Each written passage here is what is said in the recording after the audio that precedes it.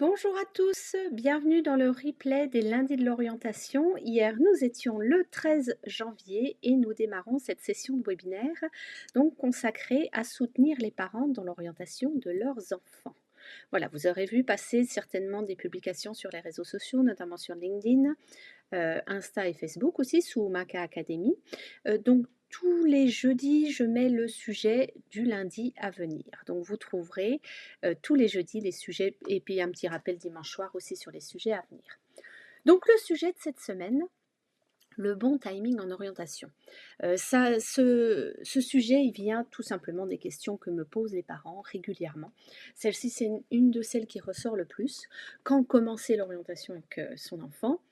Quelles sont les étapes à ne pas manquer? Quelles sont les dates butoirs imposées? Et puis surtout, quand est-ce qu'il faut préparer son ado? Un petit mot sur moi pour démarrer. Donc, je suis Marie, bonjour. Je suis la fondatrice d'Umaka Academy, l'orientation sur mesure. J'accompagne aussi bien les jeunes avec des bilans d'orientation que les parents avec des formations. Les enseignants aussi, je fais des conférences, des ateliers en classe. Et puis les associations, je peux aussi intervenir dans tous les conseils de parents d'élèves. Si vous voulez avoir plus d'infos, n'hésitez pas à me contacter. Voilà, j'ai travaillé dans 3 pays différents. Depuis que je suis au Canada, je me consacre au RH et plus particulièrement aux jeunes. Et je suis également professeure de yoga pour enfants, pour adultes et pour yoga chaise, donc pour les personnes un petit peu plus âgées. Si vous voulez me retrouver, n'hésitez pas, vous pouvez consulter mon profil LinkedIn. Alors, les lundis de l'orientation. On va démarrer tout de suite. Quand commencer l'orientation avec son enfant? Donc, il n'y a pas d'âge. Il n'y a pas d'âge pour commencer à parler métier et responsabilité. Vous pouvez commencer dès 6 ans, 7 ans. Et puis surtout, il n'est jamais trop tard. Donc, la première chose, c'est évoquer les métiers des gens que vous croisez dans la vie ordinaire. Par exemple, vous allez au supermarché avec votre enfant, parlez des métiers que vous croisez, du poissonnier, du boucher, du magasinier qui va remplir les rayons, du directeur du magasin, du caissier. Toutes les situations que vous allez vivre avec votre enfant aussi sont matière à parler métier. Et c'est ça qui est intéressant, parce que votre enfant, au fur et à mesure, il va avoir ce réflexe de se dire « Ah tiens, ça, ah ben, c'est quoi comme métier ça ?» Et surtout, il va se dire « Ah ça j'aime pas, oh ça je veux pas en entendre parler, oh ça c'est super, pourquoi pas ?» Voilà, il faut essayer un petit peu de partir dans cet engrenage de chercher les métiers, ça te plaît pas. Mon partenaire WigUp travaille beaucoup là-dessus avec la créativité. Lui, il travaille sur l'orientation des jeunes à partir de 9 ans, vraiment en débloquant leur créativité, 9 ans, 11 ans. Donc, allez voir sur le site, c'est super intéressant, WigUp. Également, avec votre enfant, surtout votre ado, susciter cette curiosité sur tout ce qui l'entoure. Tout le temps, en permanence, c'est ce que je veux que vous fassiez avec ces métiers-là. Si vous avez des enfants plus jeunes, commencez dès maintenant. Avec votre ado, n'hésitez pas quand vous êtes en voiture, tout ce que vous voyez autour de vous sont susceptibles d'avoir un métier derrière. Donc cherchez avec lui et si vous n'avez pas d'idée, allez voir sur ChatGPT quel métier ça peut être. Qui c'est qui va fabriquer les poteaux électriques? Quels métiers sont nécessaires pour fabriquer un poteau électrique? Avec ChatGPT, on a plein de réponses maintenant. Et la dernière chose, surtout, c'est parler en verbe d'action. Ça, c'est vraiment le plus important. Un titre de job, ça ne va pas parler du tout à vos ados. Je vous donne l'exemple du responsable de rayon. Un responsable de rayon, si vous demandez à votre ado qu'est-ce qu'il fait, ça ne va pas beaucoup lui parler. Il va vous dire qu'il est responsable, à la limite, de tout ce qui est devant lui, mais ça va être tout. Alors qu'un responsable de rayon, ça gère une équipe de vendeurs tous les jours, ça négocie des prix avec tous les fournisseurs. Un responsable de rayon aussi, ça va organiser tout l'approvisionnement évidemment des rayons, ça va décider des promotions et puis ça va résoudre, ça va être l'interlocuteur principal des clients, ça va résoudre les problèmes des clients. Voilà, donc avec ces mots-là, gérer, négocier, organiser, ça va tout de suite plus parler à votre jeune. Donc pensez toujours, et ça j'ai pas fini de le dire, vous n'avez pas fini de m'entendre le dire, parler en verbe d'action et non pas en titre. Alors, Quelles sont les étapes à ne pas manquer avec votre enfant quand on va démarrer cette orientation? La première chose, c'est répondez toujours aux questions de votre enfant. On a vu les métiers, donc par les métiers, allez chercher avec lui. Euh, Maintenant, j'ai dit ChatGPT peut vous apporter beaucoup de réponses si vous ne les avez pas, et on n'a pas des réponses à tout, et c'est bien que votre enfant le voit aussi. Mais ChatGPT, si vous êtes un peu réticent, surtout de le montrer à votre enfant, je pense que c'est une bonne chose que ce soit vous et non pas les copains qui initient votre enfant à ChatGPT, parce que vous pouvez aussi en même temps lui montrer comment réagir et comment avoir ce sens critique par rapport à ChatGPT. Ça, c'est important. Mais aujourd'hui, on y trouve beaucoup de réponses, à condition toujours de bien user de ce sens critique. Donc c'est important que vous appreniez ça, c'était une petite aparté. Donc répondez aux questions de votre enfant et comme je le disais, avec ChatGPT ou sur Internet, on a une multitude de ressources sur l'information.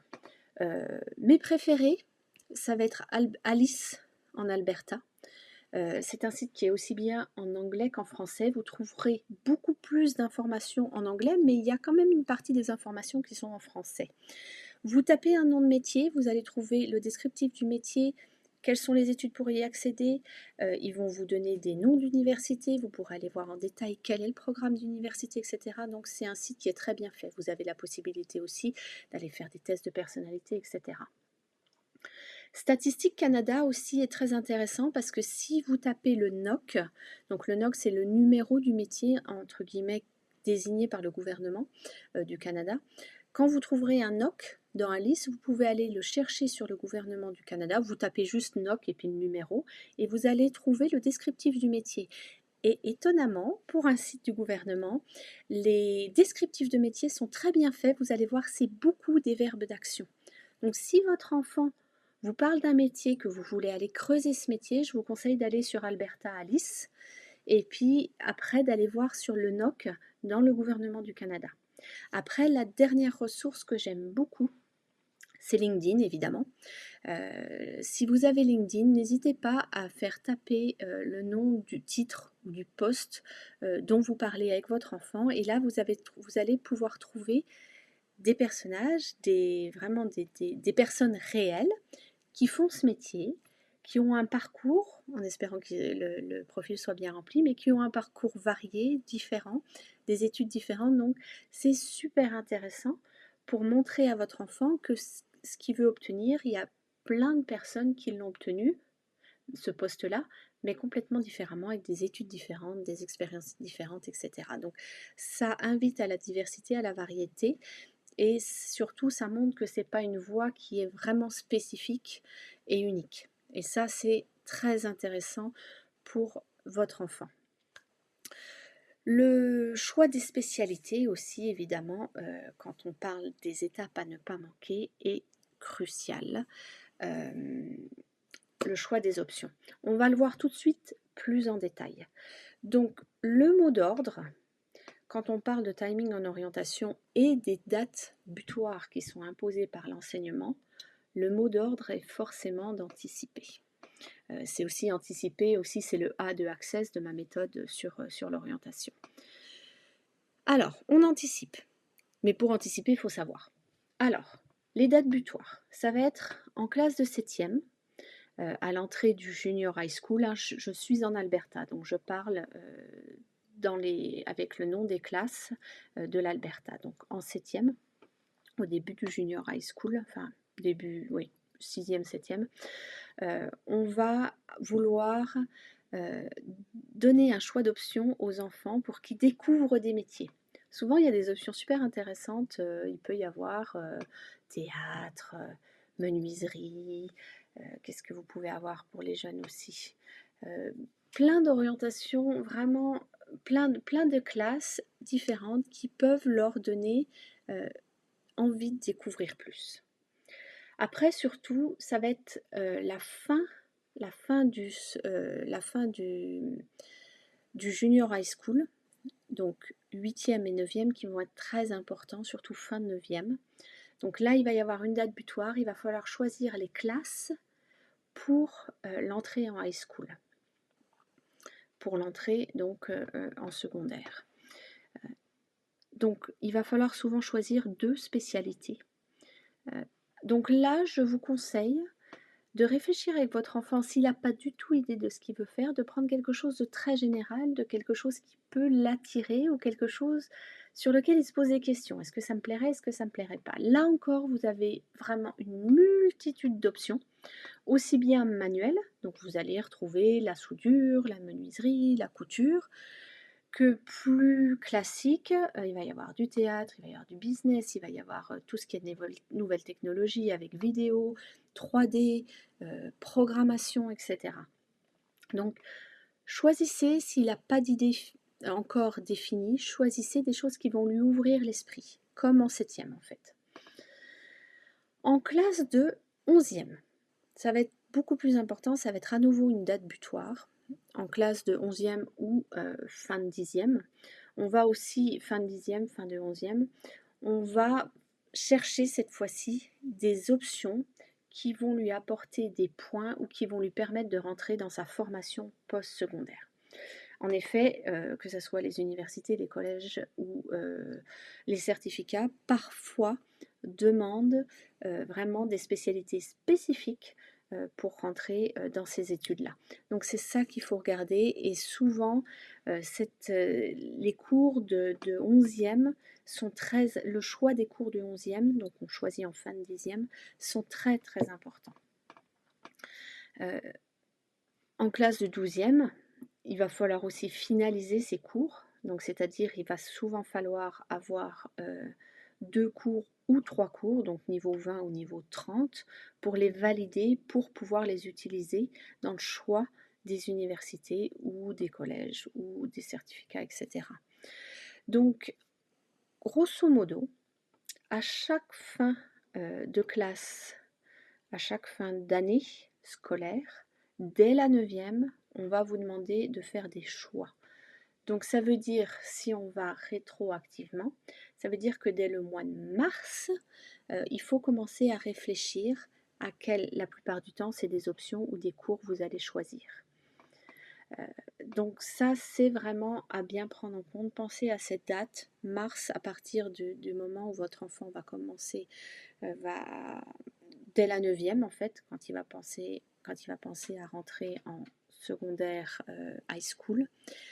Dès le mois de mars, dès la 9e, il va falloir réfléchir à ces options. Qu'est-ce qui va lui apporter le plus? J'ai un petit point, après on va en reparler. Si votre enfant n'a vraiment aucune idée, restez avec moi parce qu'on va parler de quelles sont les options générales que vous pouvez prendre. La 4e question, quand on parle du bon timing de l'orientation, c'est quand est-ce qu'il faut préparer son ado. Alors, ce qui est recommandé, c'est courant classe 10e, il faut avoir, donc quand il vient de rentrer en high school, avoir des discussions sur les métiers, le choix des secteurs d'activité, les fonctions, qu'est-ce qu'il aimerait faire, les missions. Pour ça, vous avez des bilans d'orientation qui peuvent vous aider. S'il a de la difficulté à choisir, n'hésitez pas à faire des tests de personnalité. Vous pouvez trouver ces tests, comme je vous disais, sur Alice Alberta. Vous pouvez profiter du programme Calme, ou qui s'appelle aussi Carrière et Vie, en classe. Et surtout, n'hésitez pas, j'ai oublié de le noter, d'aller voir votre conseillère d'orientation. Enfin, votre jeune ira voir la conseillère d'orientation, vous pouvez l'accompagner certainement, pour poser des questions par rapport à ce qu'il aime faire en classe, etc. Elle aura certainement, ou il aura certainement une idée de voie ou de profession ou de test à donner pour accéder à cette connaissance-là. Si votre enfant change d'idée en permanence, là je vous conseille le bilan d'orientation parce que ça va permettre de définir en fait toutes les professions qui sont adaptées à sa personnalité. Donc ça c'est vraiment intéressant. Et si alors il a aucune idée, vraiment le conseil c'est de choisir des options qui sont très prisées des établissements post-secondaires pour pas se tromper. Donc en général, quelles sont les options qui sont prisées des établissements? Ce sont les maths. 30-1, donc le plus haut niveau, on ne parle pas du 31, c'est très spécifique, mais 30-1, et puis au mieux 1 à 2 matières scientifiques, donc ça va être de la chimie, de la physique ou de la biologie. Le mieux c'est d'en avoir 2. et de rajouter par là-dessus des spécialités qui sont plutôt orientées business ou qui sont plutôt orientées nouvelles technologies. Avoir les deux, c'est même mieux. Ça, c'est si votre enfant n'a pas de soucis à l'école, qu'il aime travailler. C'est les options qui vont lui ouvrir le plus d'établissements secondaires par la suite. Donc j'espère que ce court webinaire sur le bon timing en orientation vous a inspiré. Si vous avez des questions, n'hésitez pas à me contacter, soit par LinkedIn, soit par Facebook, soit par Insta en message privé, ou alors vous avez mon courriel explore@umakaacademy.com. En quoi puis-je vous aider? Donc, je fais des bilans d'orientation, soit en autonomie, soit express parce que on est un petit peu pressé, il faut vraiment trouver les choses. Soit celui que je préfère, évidemment, le bilan d'orientation approfondi où je travaille avec l'enfant pendant 4 à 5 heures sur sa personnalité, ce qu'il aimerait, etc. Donc tous les lundis, vous me retrouverez en direct. Donc on a changé l'heure à 18h30 sur un Google Meet qui est présent dans les liens. Vous aurez la rediffusion le jeudi sur YouTube. Je poste régulièrement des astuces aussi sur LinkedIn, sur Facebook, bientôt en anglais sur Insta parce que j'ai la demande en anglais. Et j'interviens évidemment, comme je vous ai dit, en classe, auprès des parents d'élèves, si vous voulez, auprès des associations, etc. Vous pouvez me retrouver sur les réseaux très facilement avec Umaka Academy. Je vous remercie. Donc n'hésitez pas à me contacter si vous avez des questions. Sachez que lundi 20 janvier, on va travailler le thème de « Au secours, mon ado n'a aucune idée de ce qu'il veut faire ». Donc je vais vous parler d'un parcours particulier pour justement guider votre ado. Voilà, je vous souhaite une bonne journée et je vous dis à très bientôt, comme on dirait en polynésien, aloha.